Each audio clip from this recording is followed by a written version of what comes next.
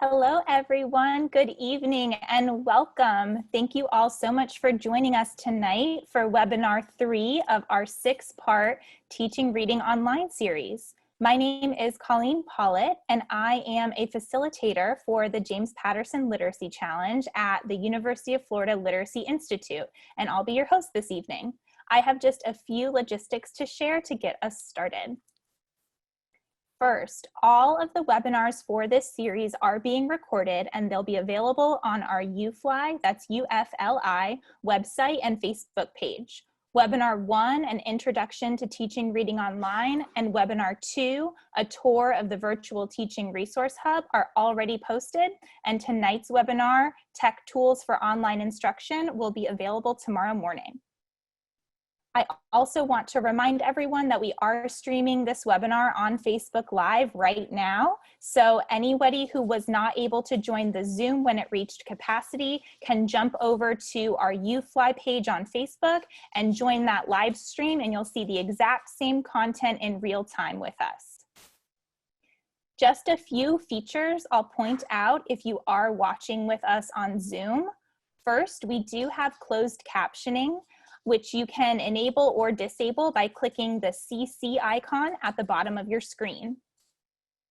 In Zoom, you'll also see a chat box, so feel free to use that to say hello and chat with each other. You can make the selection to chat with just the panelists or chat with all of the audience members as you see fit. Also in Zoom, if you have questions for our presenters tonight, please put those in the box that says Q&A. That way our team can keep track of all of the questions, and if we have time at the end of tonight's session, we'll be able to ask our presenters some of your questions.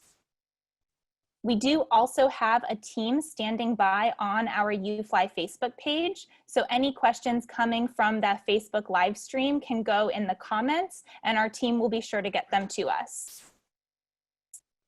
If you have questions that don't get answered tonight or you'd like to keep tonight's conversation going, I'd invite you to join our Facebook group, UFLI Virtual Teaching Hub Support, and we'll share a link to that at the end of tonight's webinar. Along with that link, we will be displaying some QR codes that link to some other resources and to our websites and other social media throughout the webinar. So you might want to have a smartphone handy to be able to capture those QR codes and bookmark those links. Finally, we are offering verification of your attendance tonight. At the end of the webinar, we will share a link to a follow-up survey. Everyone who completes the survey, whether you watched it on Zoom or joined us on Facebook Live, everybody who completes that survey will receive that attendance verification, and the verifications will all be sent out at the end of the entire webinar series. So with that, I would like to introduce our director, Dr. Holly Lane, to tell you a little bit more about the University of Florida Literacy Institute and get tonight's webinar started. Welcome, Dr. Lane. Thank you, Colleen, and welcome everyone. As Colleen said, my name is Holly Lane, and I'm the director of the University of Florida Literacy Institute, or UFLI. UFLI is a part of the College of Education at the University of Florida, and we're really excited to bring you the third webinar in our series, Tech Tools for Teaching Online. So first, let me make it clear, we will not pretend to be technology experts. Just like you, we're trying to figure it out. We're just here to share what we've figured out so far. If you joined us for the last 2 webinars, you already know about the UFLI Virtual Teaching Resource Hub. And in this webinar, you'll get an overview of some of the helpful features of some popular technologies that are often used for virtual teaching.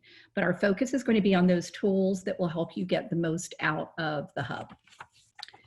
So please use the hashtag UFLI to share on social media about these webinars or about your own virtual teaching, anything related. We really are looking forward to seeing all the wonderful things you're able to accomplish this year through remote teaching and using our virtual teaching hub. Our presenters tonight are 2 wonderful members of Team UFLI, Jennifer Bigos and Ali Rickey. Jen is our district partnership coordinator, and Allie is a school partnership facilitator.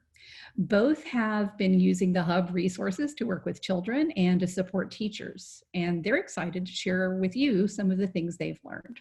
So take it away, Jen and Allie. Thank you, Dr. Lane. Hello and welcome, everyone. I'm Jen, and Allie and I are so glad that you are here with us tonight. As we were all thrust into this new world of virtual instruction, we had little time to prepare. But teachers are some of the most amazing professionals we know. We trudged forward to provide the best instruction we could for our students. Here at UFLI, we did the same for our professional learning opportunities. We talked to teachers and we tried out tons of resources, and we field tested them with individual students and groups of students. Through that process, we learned a few things that we needed to consider while planning and preparing for our virtual reading instruction. There is a lot of tech out there, and we are by no means experts in all of it, but we do hope to present to you this evening a variety of tools and resources to assist you. Here at UFLI, we always plan our lessons with the end in mind. We ask ourselves, what do we want our students to know, understand, and be able to do as a result of our instruction?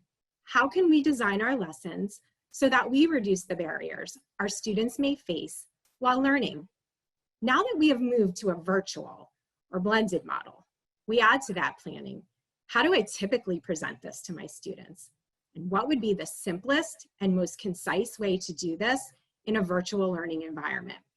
The goal is for our students to learn, and technology's job is to support us, not to make our lives more difficult. In our last webinar, Dr. Lane took you through a tour of the UFLI Virtual Teaching Resource Hub.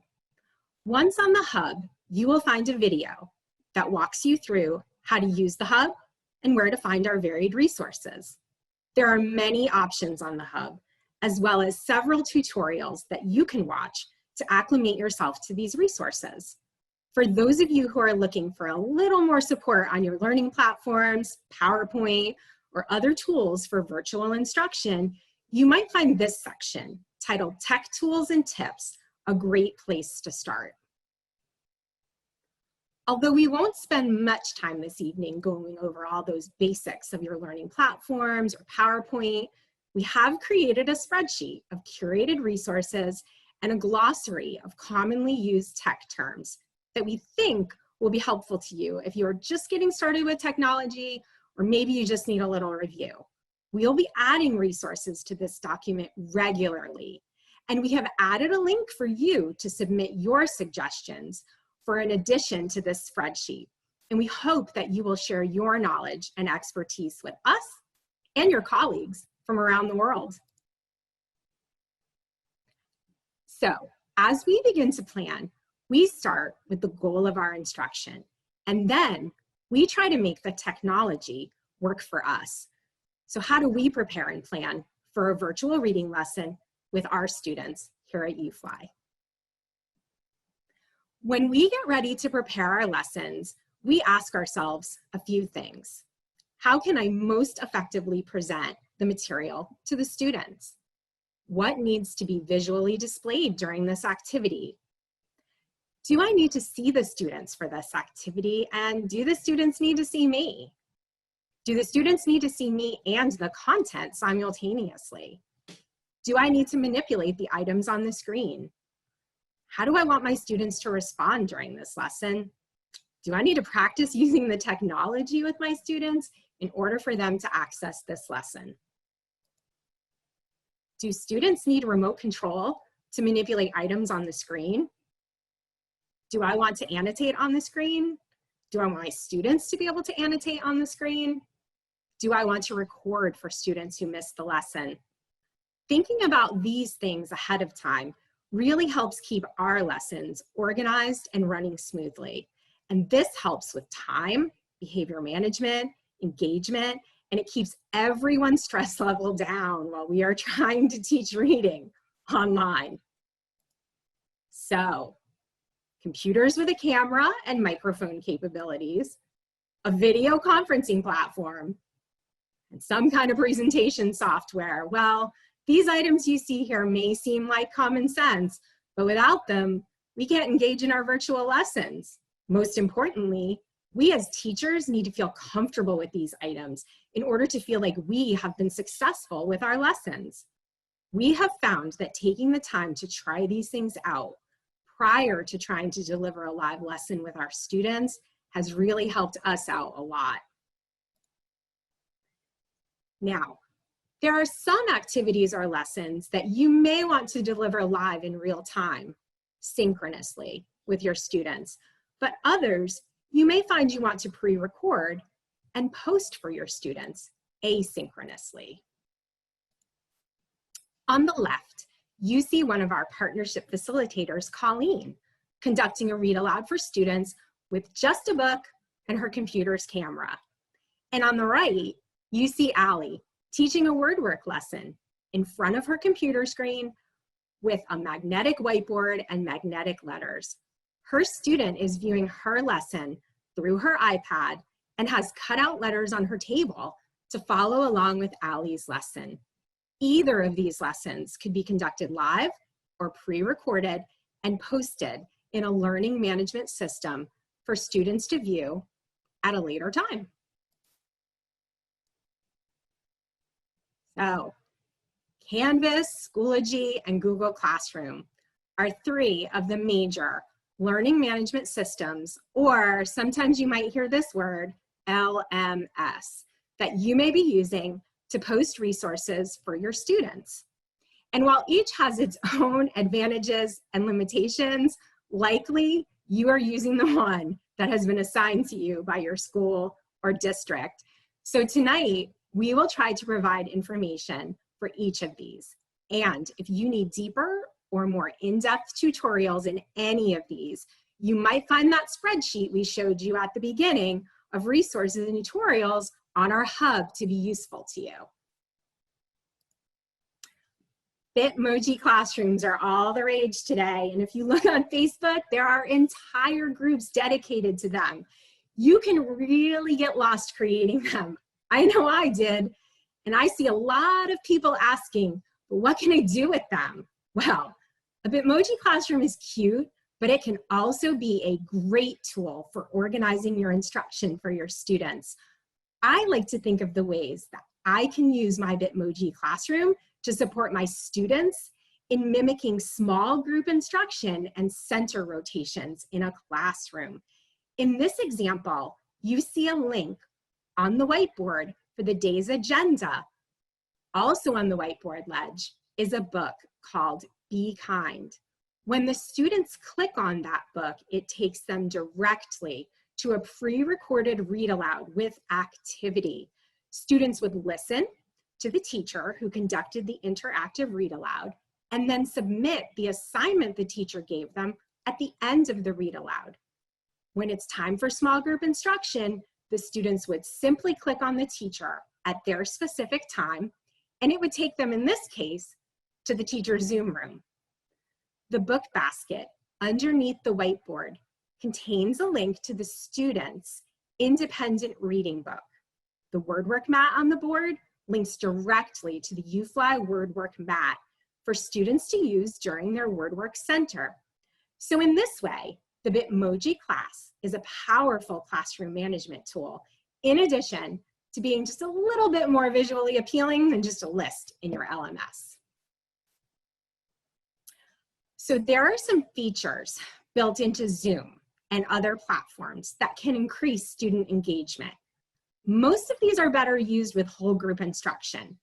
For example, you can use polls to ask comprehension questions and make your settings so you can see individual student responses.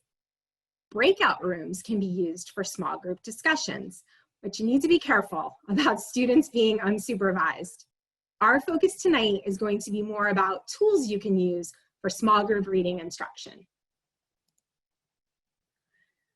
So once you've gotten yourself familiar with the hub, you'll want to start thinking about your lesson. We have created grade level lesson templates that we think you will find useful when preparing for your lesson. You can find these in the lesson structure section of the Hub. Dr. Lane has created a tutorial to assist you with using these templates. But tonight we would like to highlight a few critical things that we think you really need to know in order to use these templates. But don't worry if you miss anything or if I go too fast, because those videos are there for you to refer back to. You can view them, you can pause them, and you can review them again as many times as you need. Many of the resources on the virtual hub are in PowerPoint format, and these PowerPoints can be converted to other presentation platforms like Google Slide or Keynote. Keep in mind that converting our slides may alter that font a bit, but don't worry, there's a tutorial on the virtual hub to help you with that. We have found that being able to open and save PowerPoint templates, copy and paste complete slides from one PowerPoint to another, knowing how to keep the source format from a PowerPoint, being able to delete slides, and also how to copy items from one slide to another are essential to using the resources on our hub. If you need a little more assistance with how to do those things, there are how-tos and tutorials available on our technology tutorials spreadsheet that I mentioned earlier that you might find helpful to review before you get started. And we are currently working on developing much more detailed PowerPoint tutorials that are specific to our resources on the hub, so stay tuned for those. Once you have prepared your resources, now it's time to engage in a virtual reading lesson with your students. Along this journey, we have learned quite a few things, and we've discovered a few considerations and tips that we think will make your lessons go just a little bit smoother. So in your brick and mortar classroom, you always begin your school year with reviewing rules, processes, and procedures, and we still think that this is really important in your virtual classroom. Here are some extra things, though, that you might want to consider practicing with your students now that we're in this virtual world. Making sure that they know how to mute themselves and that they know that they need to mute themselves when they are not the one who is supposed to be talking. Practicing how to share items through their camera so that you as the teacher can see it. Here you see Valentina practicing this with her students and their whiteboards. Making sure students know that they should always adjust their screen so that you, the teacher, are always in their view, even if there are lots of other students online with them. And finally, practicing with your students how to move that picture of you and their classmates so that they can always see what it is that you're presenting on the screen. In your video conferencing platform, you will see that you have gallery view or speaker view. In Zoom, gallery view lets you see thumbnail displays of participants in a grid pattern, which expands and contracts as participants join and leave the meeting. Depending on your computer, you can display up to 49 participants in a single screen of the gallery view. Speaker view displays a large view of the person currently speaking with a smaller thumbnail of the previous speaker as a picture within a picture. During screen sharing, the shared screen is in the large display and the thumbnail shows the person who is sharing. To switch from gallery view, you would tap speaker view in the upper right corner of your Zoom window, and to switch from active speaker view, you would tap gallery view in the upper right corner of your Zoom window. Microsoft Teams, you are able to see 9 people at one time in your gallery view. And when 9 participants are on the screen, you will see them laid out in a 3x3 grid. To switch to speaker view, you would select switch view under the layout. To focus on a particular video, you would right-click and select pin. The video will be pinned to your view regardless of who's talking. You can pin as many videos as will fit on your screen. And if you change your mind, all you have to do is right-click again and hit unpin. In Google Meets, you can view up to 16 people when there is no presentation. To change your view, you will click the More icon, the 3 dots you see there, in the bottom right corner of the screen, and then click Change Layout. In Spotlight View, the presentation, active speaker, or pinned feed fills the window.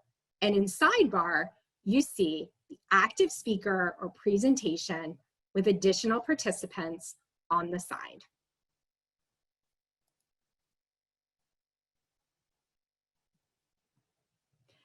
There will be times during your lessons that it's beneficial to be able to share your screen with students. Zoom, Google Meets, and Teams each have their own method for sharing and unsharing screens, and you will definitely want to practice with that feature prior to having your students online. Here's a tip. Before you begin sharing anything on your screen with students, you might want to consider hiding any open bookmarks and cleaning off your desktop. Zoom allows for screen sharing on desktop, tablet, and mobile devices that are running Zoom. The host and attendee can share a screen by clicking on the Share Screen icon. There may be times that you wish to share only a portion of your screen.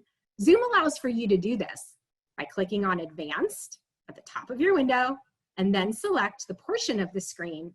An area smaller than your screen will appear with a green border. You can see that Dr. Lane is only sharing the portion of her screen that she had highlighted in green.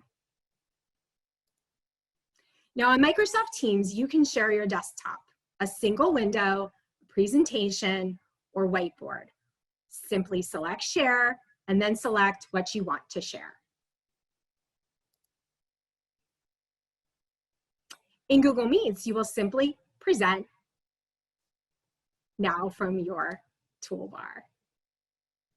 And here comes Allie to take it away. Hello, everyone. So we're going to get started here. If you have noticed, many of our tools inside of the hub are in PowerPoint format. So we kind of wanted to go through that and also talk about what are some of the best ways that you can show your video. So on the hub, you will see that a lot of it is in PowerPoint form, and PowerPoint form can be put into slideshow mode.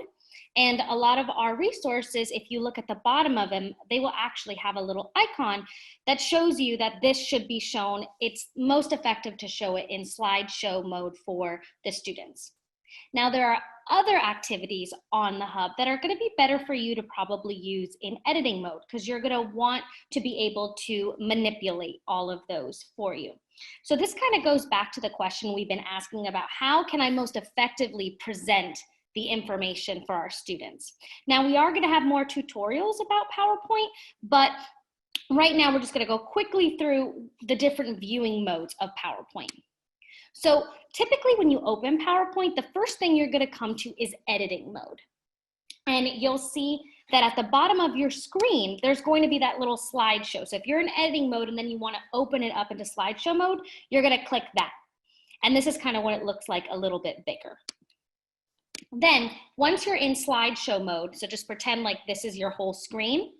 If you want to exit out of it very quickly, most keyboards have the escape tool at the top left of the keyboard. So you're going to want to click that key. It might not say escape, but usually that is the easiest way for you to get out of slideshow mode. You can just click that key and it'll put you right back into editing mode.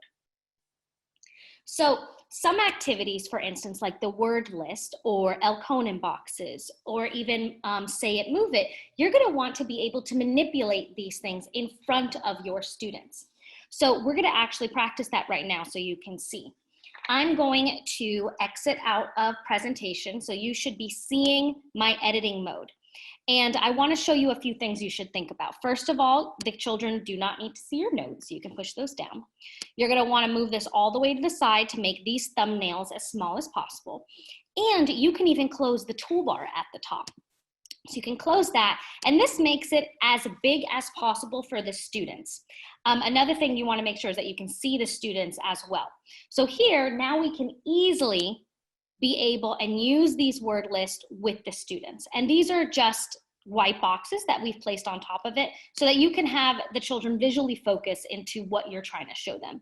You can even turn the box if you want to so that you can go through each sound if you wanted to show it like that. So very easily, you can go in and out of editing mode. And this is similar in Keynotes or even in Google Slides. So I'm gonna go back and I'm gonna put us back into slideshow mode. So there's a few things you wanna think about when you're sharing things with your students. So you wanna think about how you could visually display it. So as you can see in this picture, the teacher has already moved everything and made it as big as possible. This is a picture of what she's seeing on her screen. She's making sure she can see herself so that she knows what, especially that she's in the camera, especially if you're doing sounds with students. She also has made sure that she can see the students on the side. And I know that can be a little bit different in Zoom and Google Meets and Teams. So you're just gonna have to play around with it. The tutorial spreadsheet shows teachers playing around with those things.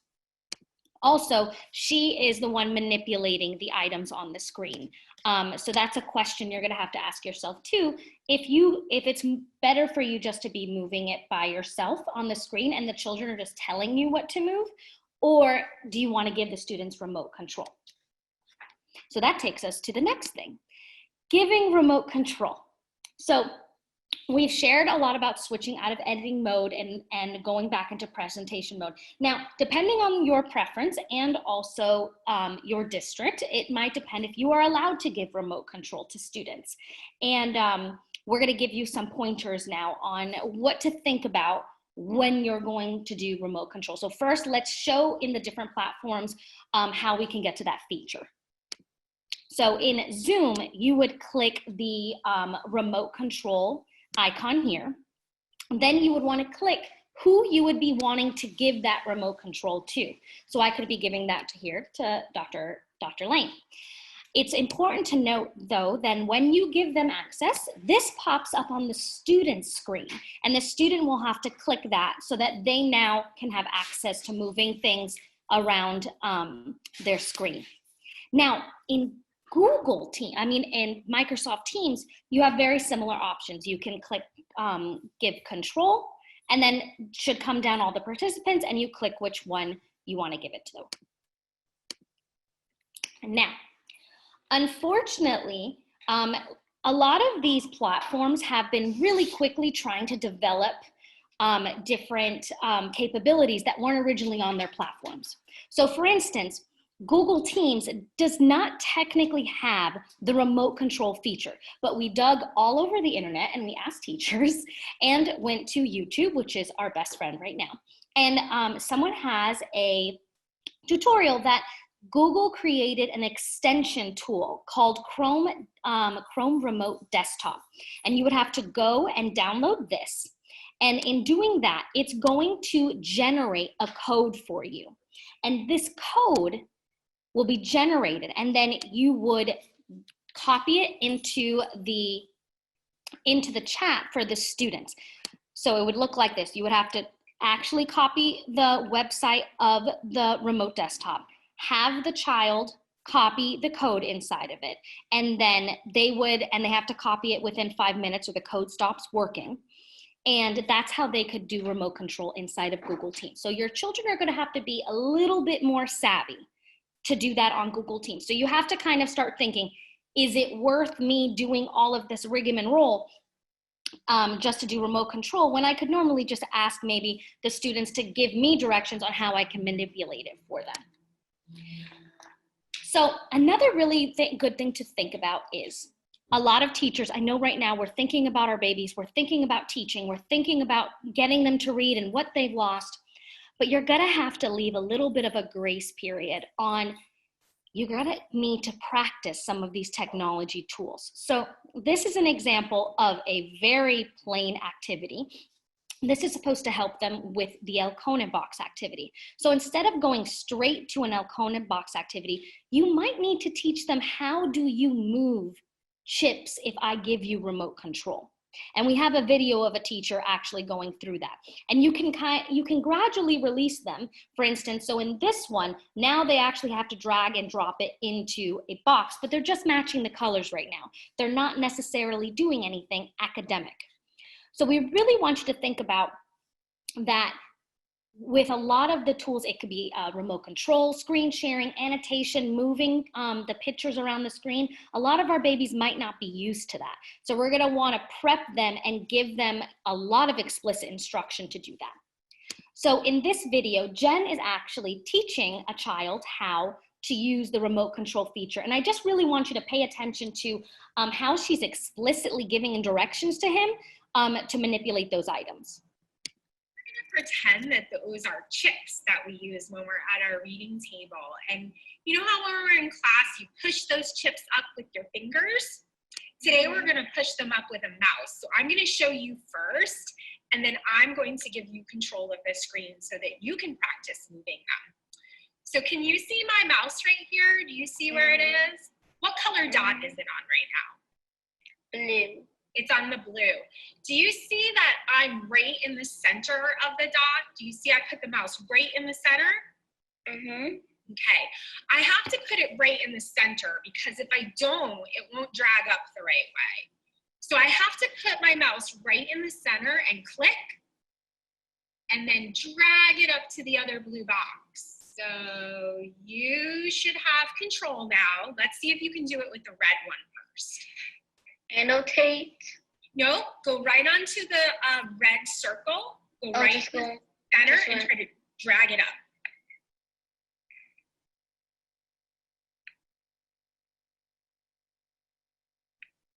There you go, you got it. Go back to the center, click and drag.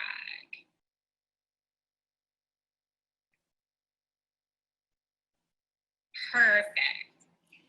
So I know this seems really simplistic, and a lot of us were shaking when we were looking at that, but that is something, if you want to be using a technology tool that might be a little bit advanced and different for them, if you think dragging, they actually have to click and hold down. It's going to be important to do something like that. Just like we think about setting procedures in the beginning of the school year where you practice getting in line 100 times before you're proficient at it, these are some of the things you might have to practice in your first weeks of school. It really brings me back to some of those books I would read before school every single year. I'm just putting a little bit of a twist on it for technology.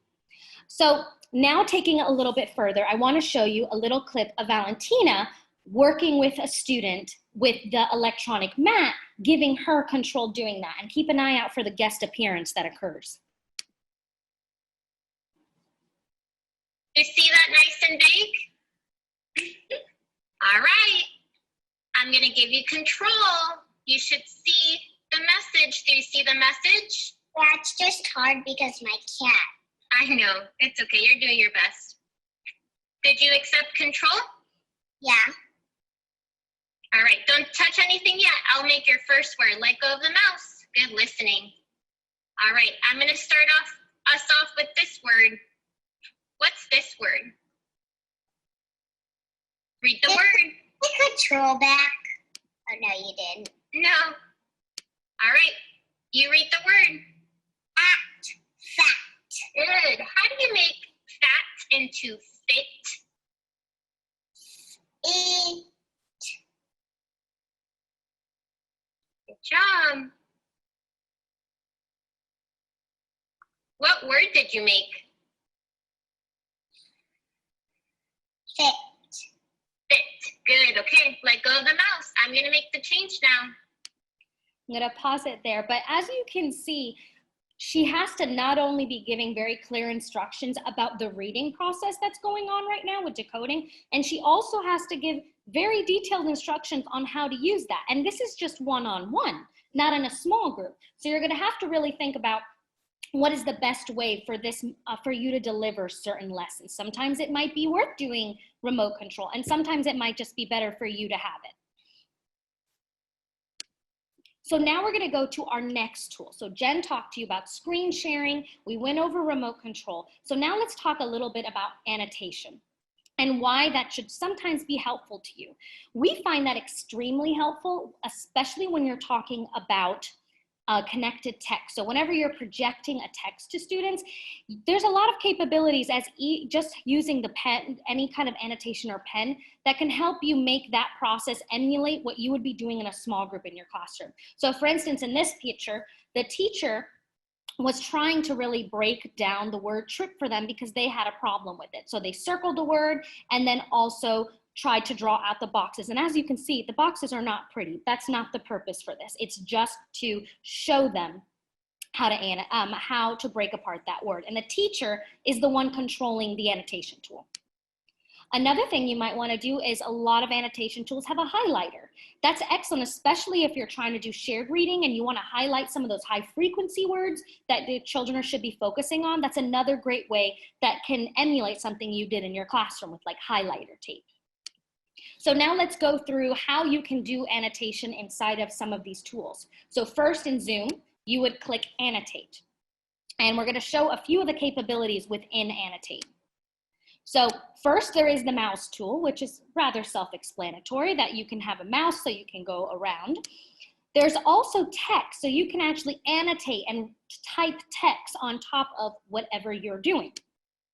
There's the draw tool, which is normally what a lot of teachers do. You can see that the teacher drew a line underneath the diphthong oi so that they could really practice that sound combination. Stamp, we were playing with this earlier today. You can put check marks, you can do little different symbols which might be helpful when you're doing some kind of activity and you're projecting it to the students.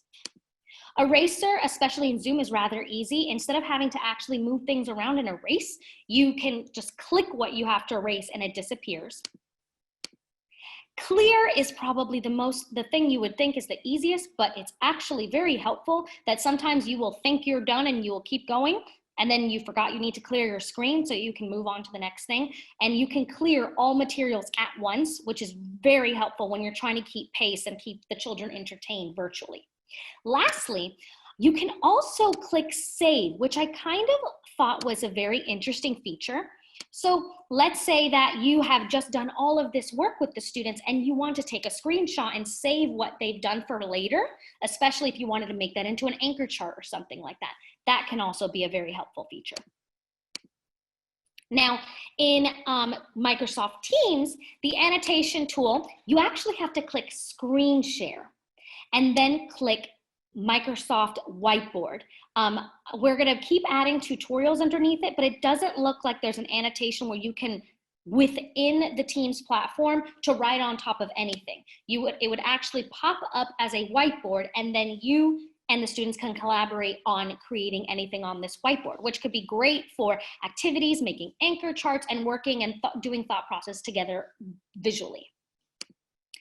Next, again, Google Meets is still is developing some. They don't have a tool directly inside of the Google Meets platform. However, they have an extension tool called Jamboard, and Jamboard you can get for free within the Google Suite. So if your district's telling you to use Google Meet, you're probably a G Suite school and you have Jamboard, and we put a few tutorials inside of the spreadsheet about that if you want to see some different ways you can use that. And please share if you have some great ways.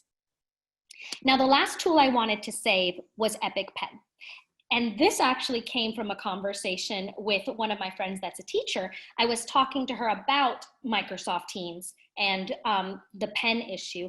And she said that there's a free downloadable pen that puts this, this little tab on the side of your screen that you can use within any platform. And you can write over any object, your desktop, a PDF, a PowerPoint, a web page, and you can type over, and it has a bunch of different capabilities. And she says that functions for her. So I thought that would be a good one to put up here.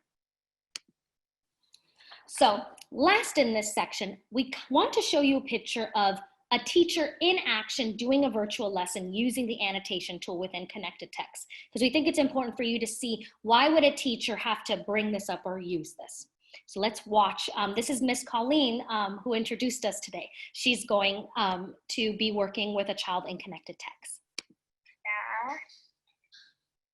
The big cat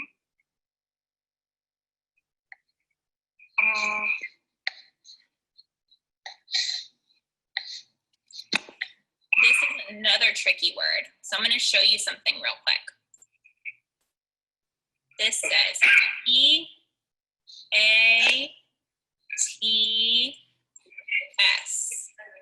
This E-A, that says E. So that says E. What would that be? E. Wonderful, good job. So as you can see, this actually was an annotation tool already built into this web page that she used. And it was very helpful for her to just pull that out and teach on the spot and be able to use that tool virtually. So we want you to think of a few things like that. And then now I'm gonna throw it back to Jen to talk to us about the importance of low-tech tools. Thanks, Sally. That was a lot of great information on a variety of tech tools. Everyone remember, everything we've shown you so far has a tutorial on our spreadsheet posted on the virtual hub. So don't worry if we went a little fast for you. You can find it there. Now, there are times during your virtual reading instruction that you might actually prefer, or maybe it might even make more sense with that particular activity, to use a low-tech option rather than a high-tech option. And we want to take some time now to take you through some things that we have discovered and also some things that we have found have actually worked better for our teachers during some parts of our reading lessons when we went a little more low-tech. So here you see some resources that it's helpful for students to have at home in order to respond during lessons if they don't have remote control or you prefer low-tech items. So you have a whiteboard, you have magnetic letters on a magnetic cookie sheet, and you have a word work mat. And I know some of you are going to put in the chat now, where do I get that awesome word work mat? Don't worry, there's a template for that word work mat, and it's, of course, on our virtual hub.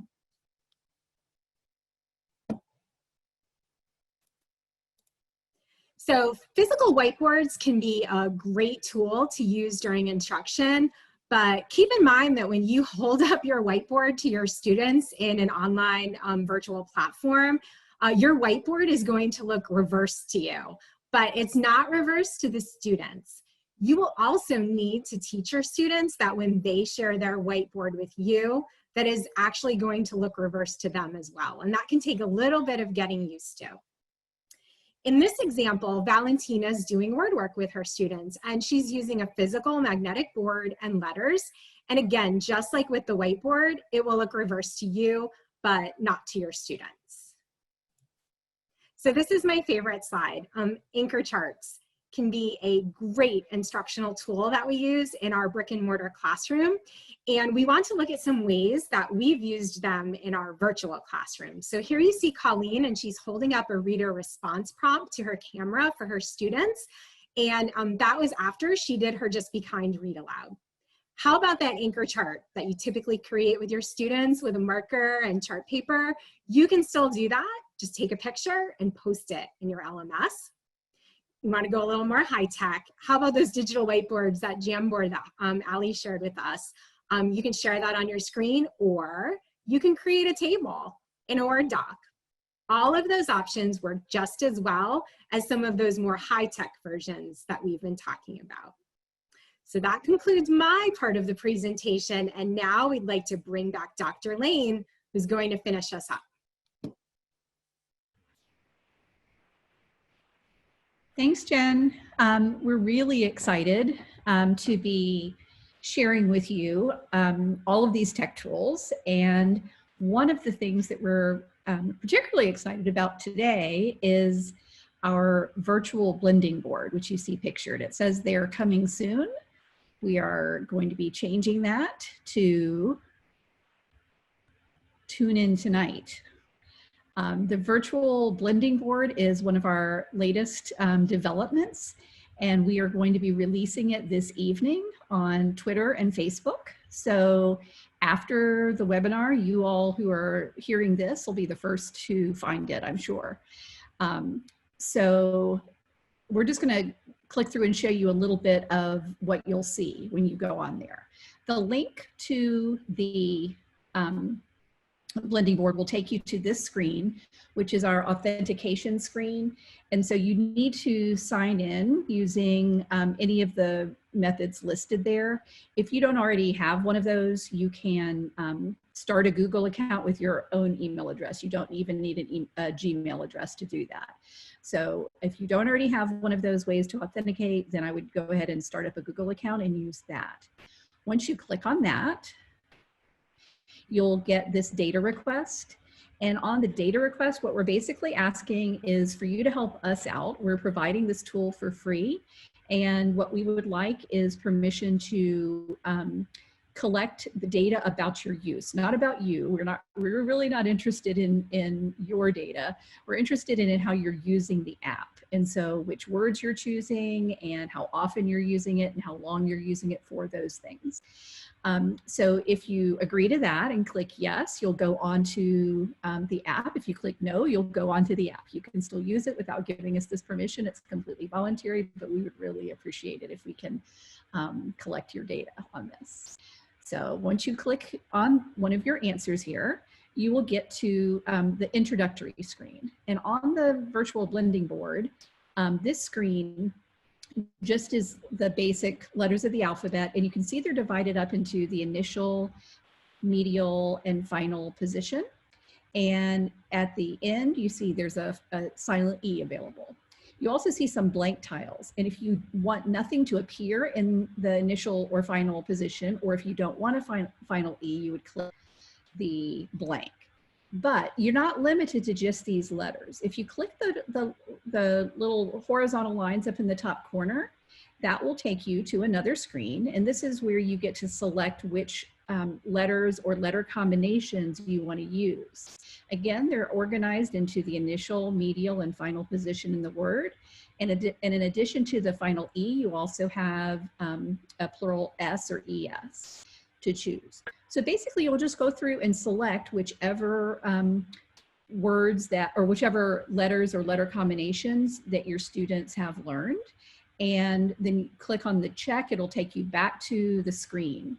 And then you'll have the selection that you chose. And you can then click on those and the word will appear at the top, one letter at a time. Now, Jen told you earlier about the screen sharing tool where you can select only part of a screen.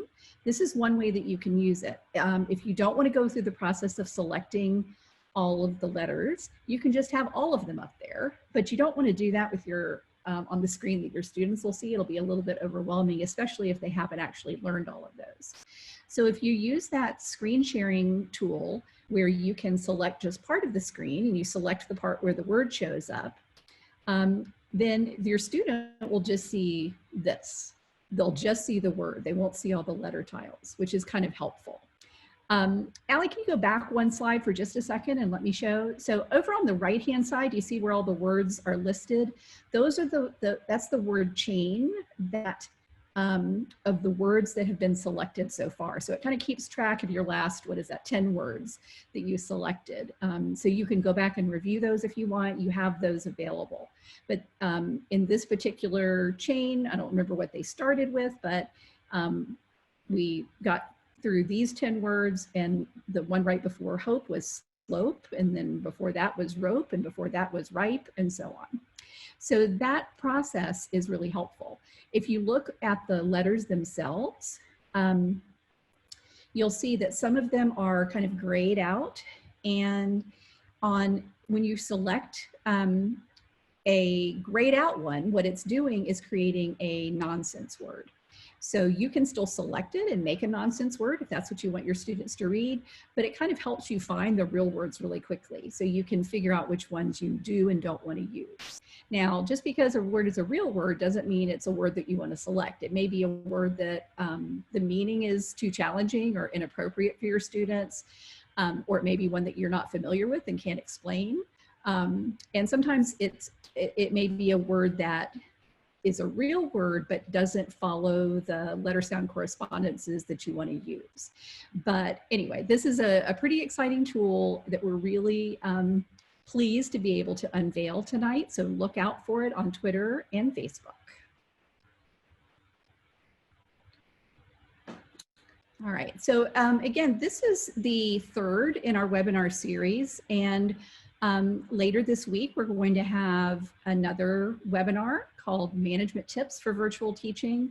And in this webinar, we are going to be talking about lesson planning, structural kinds of things that you need to do to plan lessons, also things to organize for instruction, and really importantly, ways to manage student behavior and attention and keep students engaged during virtual teaching, which is one of the most challenging things about teaching reading online. And after that, we'll also have next week some additional webinars that will focus on instruction for the primary grades and instruction for the intermediate grades. If you haven't visited the UFLI website, we really encourage you to. You will see, in addition to the virtual teaching hub, you can see on that pull down menu, there's some other resources. There's the dyslexia resource hub and a parent resource hub as well. And we really invite you to check out all of the things that we have on there available. All of the resources are free. This is the link to the UFLI website and the QR code for that. Also, if you haven't already visited, this is the Virtual Teaching Hub site. Hopefully all of you have visited it by now, but if not, we certainly encourage you to. And if you haven't already followed us on Facebook, we would love for you to. Be sure to click that like button right there. And as we already mentioned, there is a Facebook group that's specifically devoted to supporting teachers who are using the Virtual Teaching Hub. And this is really more about teachers helping teachers. You can certainly ask us questions here as well, but we really love the idea that it's really become a great place for teachers to share with each other wonderful ideas for teaching virtually. And of course, you can also follow us on Twitter if you haven't already done that. And last but not least, we are doing all of this and providing all of this for free, but we would really appreciate if you're able to contribute to this cause, and so helping us keep it free to teachers. It's really important for us that we want to make sure that any teacher who needs these materials has access to them. And if you all are able to support, we please encourage you to do that. And finally, if you would like to receive verification of your attendance at this webinar, this is the survey link. You can go to that, the bit.ly link that's there, or scan this QR code with your phone and it'll take you to the survey. The survey will ask you some questions about things that you would like tutorials on. We are in the process of creating more tutorials, and we would love to know what you are most interested in having. We can't promise that we'll make every tutorial that you ask us about, but we will do the best that we can. So I think that's it for us for this evening, and we are really excited to offer all of this to you. Colleen, I think we have a couple of minutes for questions. Did you have any questions that arose? Yes, I have two quick questions. Thank you so much, Dr. Lane. So the first question is for Jennifer. Folks absolutely loved the reflection questions you posed towards the beginning of the webinar. We're wondering if we might be able to make that into a handout and post it on the Hub as a resource. I can do that. I can also post them on Facebook for people as well. I'd be happy to do that. I'm glad that you liked those questions. Thank you. That will be widely used. And then Allie, a quick question. We had a lot of specific technology questions, and I know we're not going to be able to answer all of them. So first I'll do a quick plug again for the virtual Teaching Hub, the support page on Facebook. If you join that and you have specific questions, we're happy to answer in that way. But I know Allie, you and I both love YouTube University.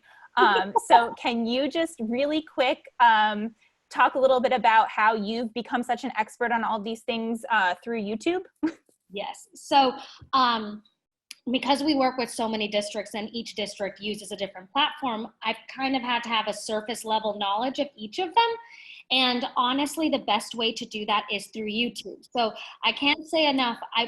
I personally have worked very hard on that spreadsheet, and I tried to make it as concise as possible in the respect of, if you want remote control, you can look underneath whatever your platform is and you will find a video. All of the videos have been curated to not be more than maybe 4 months old. I tried to make sure that they happened right as COVID happened so that it's there and it's the most updated, unless of course it's something from the actual platform provider. So for instance, a lot of the PowerPoint ones are developed by Microsoft themselves. And many of the videos as well that are linked in that spreadsheet are made by educators for educators.